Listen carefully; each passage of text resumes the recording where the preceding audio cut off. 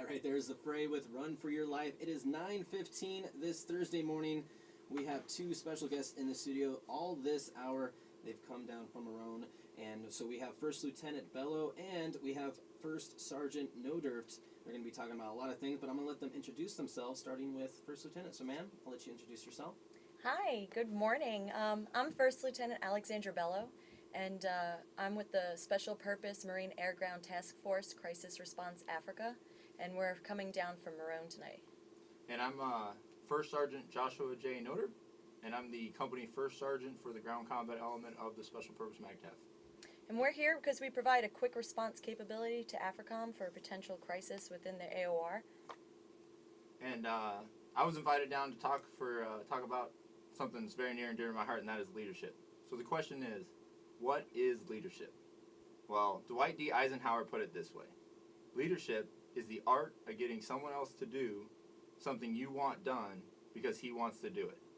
And I love that he calls it an art, because it really is. It's not a science. There's a reason why there's books and seminars and classes and training and so many different opinions about leadership, because it is an art. It's something that takes time to develop and to master. Now, the Marine Corps has set forth leadership traits and leadership principles. And there's 14 leadership traits and 11 leadership principles. And while I'd love to take the time to talk to you about every single one of them, there's no way this morning we could possibly cover them. So I'm going to take some time to talk about two of them that are my most important, I think are my favorite.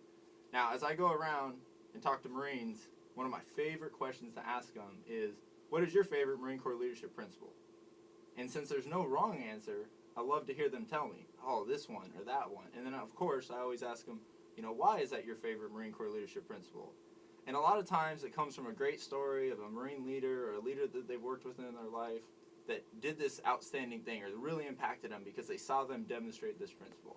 And unfortunately, too many times, it comes from a story of failed leadership where a mistake was made or a bad decision was had. But ultimately, either way, they learn from it and they become better leaders, and that's really the point of the conversation. Awesome. So we'll have more with First Sergeant in just a bit, and we'll get into the music for you. But they're going to be here all this hour. They're down from Maroon, as you said. And yeah, there's a bunch of Marines listening right now, right here at Naval Station Rota. So these are good things to be talking about.